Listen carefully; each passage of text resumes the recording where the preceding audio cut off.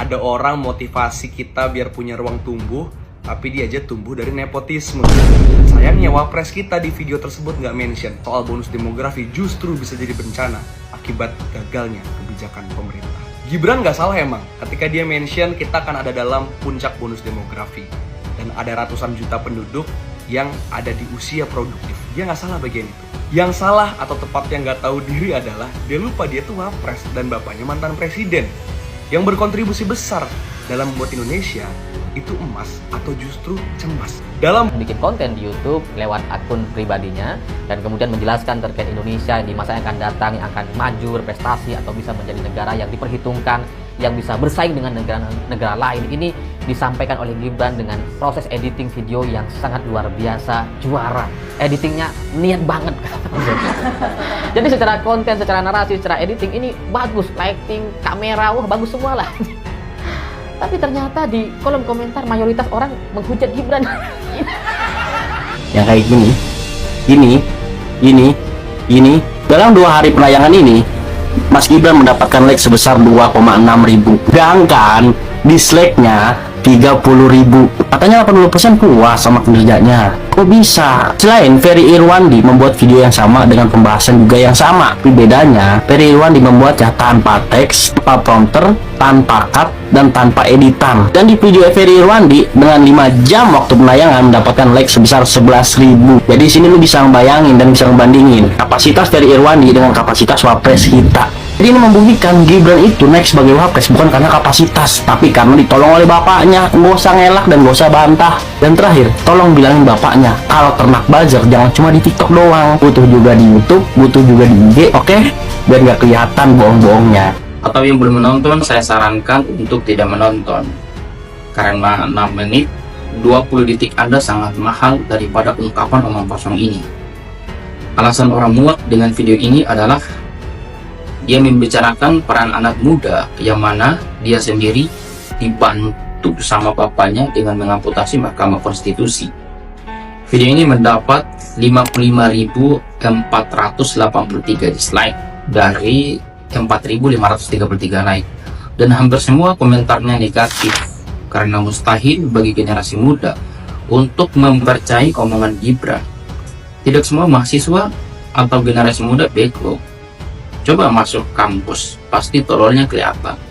2 menit terakhir sebelum selesai, saya matikan karena tidak ada poin hal-hal yang menyangkut bonus demografi dan peran generasi muda. Anda bisa baca di ChatGPT. Jadi saran saya untuk Gibran, informasi yang tidak merangsang otak untuk berpikir tidak usah disampaikan.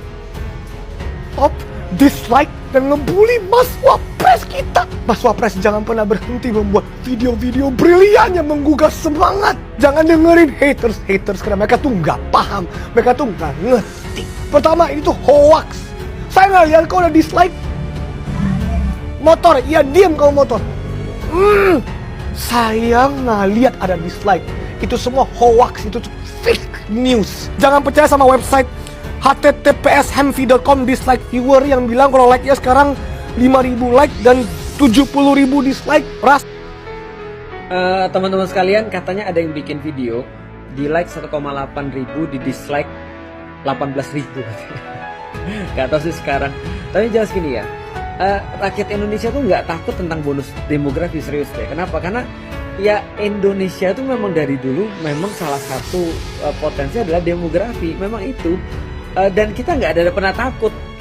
Generasi muda nggak takut tantangan, nggak pernah khawatir tentang masa depan. Gen Z itu nggak usah diajarin khawatir tentang masa depan. Orang Gen Z itu ya paling ngawur. Dia tuh nggak, jangankan masa depan, masa sekarang aja dia juga nggak peduli.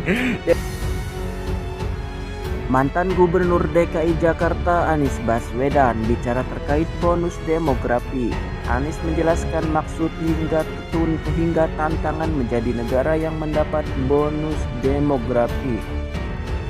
Anies menyampaikan itu lewat akun X-nya. Dia awalnya menyampaikan bahwa waktu sedang berpihak pada Indonesia.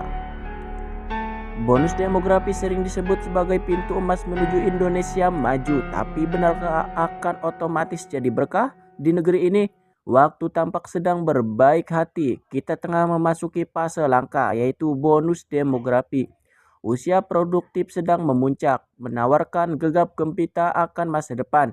Tapi di balik janji statistik itu ada tantangan besar yang kerap luput jadi sorotan, kata Anies.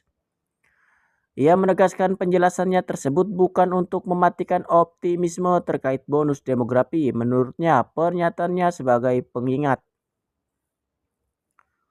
Utas ini bukan hendak menyiram air pada bara optimisme, sebaliknya ini adalah pengingat bahwa hanya bangsa yang menyadari ujian-ujian besarnya yang akan mampu menata masa depannya. Janji kemerdekaan hanya bisa ditepati jika kita tahu jalan mana yang harus diluruskan, jelas Anies. Ia mempertanyakan pihak yang menganggap bonus demografi sebagai berkah otomatis, padahal, kata dia, usia produktif tidak selalu berarti produktivitas. Ia lantas mengambil contoh para anak muda yang hidup saat ini.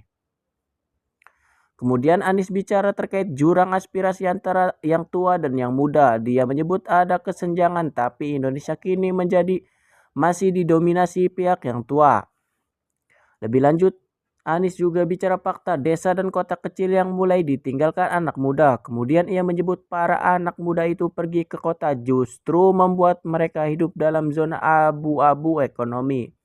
Selain itu, Anies juga mengungkit narasi anak muda pekerja keras. Anies melihat ada tersembunyi kenyataan yang lebih pahit di balik narasi tersebut.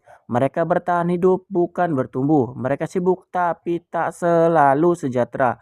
Dan bila sistem tetap diam, maka yang muncul adalah generasi pekerja kelelahan dalam senyap. Ibunya, Anies juga bertanya terkait kesempatan yang sama untuk seluruh anak muda Indonesia. Dia menyebut tak semua bisa terhubung dengan dunia digital, coding. Bahkan ada yang masih berjuang untuk mendapatkan sinyal.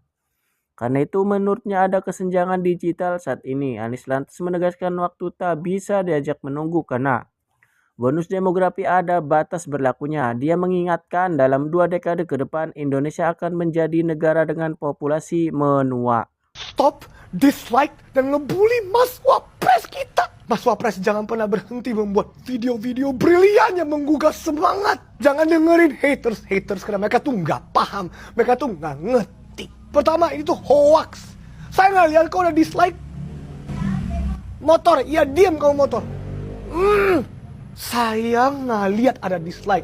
Itu semua hoax, itu fake news. Jangan percaya sama website https://hemvi.com dislike viewer yang bilang kalau like-nya sekarang 5.000 like dan 70.000 dislike. Rasionya sekitar 1:12. Itu tuh bohong, itu tuh hoax. Karena isi videonya tuh benar. Haters will be haters. Albertus Yeri 1703. Konsepnya sama kayak Ferry Irwandi. Ferry Irwandi harusnya berterima kasih bahwa the glorious Wapres, our glorious Wapres King telah mengambil dia sebagai contoh. Jadi jangan dengerin Pak. Kalau kata Young Lex Pak Wapres, the haters I still shining bright. Kita dengerin 5.000 orang yang like dan komen-komennya yang bagus. Dari 28.000 orang yang komentar, saya lihat kok ada komentar-komentar bagus. Saya lihat. Saya berjam-jam cari, saya ketemu. Kita fokus yang ke positif-positif saja. Contoh dari Atoib Nuhasan 4661. Jujur nonton video Mas Wapres ini inspiratif banget buat saya pribadi. Saya orangnya pemalu. Tapi setelah lihat sosok Mas Wapres, saya semakin yakin bahwa ada lo orang yang sama sekali udah gak punya rasa. Next. Lukman-Q1G. Luar biasa, kita punya Wapres yang smart, open-minded, wawasan luas, berdedikasi tinggi. Wapres kita. Ekonom handal dan kutu buku. Terima kasih banyak Bapak Muhammad Hatta Jasa. Oke. Pak, fokus kepada yang positif. Kita lupakan yang negatif. Hendy Chandra 8540. Ini komen udah negatif semua tapi masih teguh. Keren emang punya Wapres berkulit tebal. Nah, memang kita lupakan yang negatif, fokus yang ke positif. Nih ada satu lagi nih. 58 hours later. Saya udah ketemu Pak. Akhirnya saya udah ketemu Pak. Toto Heru 80, tetap semangat Mas Gibran. Terus berjuang untuk Indonesia yang lebih baik. Jangan hiraukan barisan sakit hati. Nah, barisan sakit hati. Terus mencari celah untuk mengacaukan Republik ini. Saya ketemu komentarnya. Tuh, helikopter di atas tuh. Ya, saya harus lihat. Oke, helikopter. Intinya Pak, saya sebagai ketua dari Bersama Gibran Satukan Tujuan, saya helikopter, diam helikopter. Saya demi Mas Wapres ini. Sana Pak, saya akan selalu mendamping Bapak dan saya adalah supporter Bapak nomor 1. Hidup Gibran!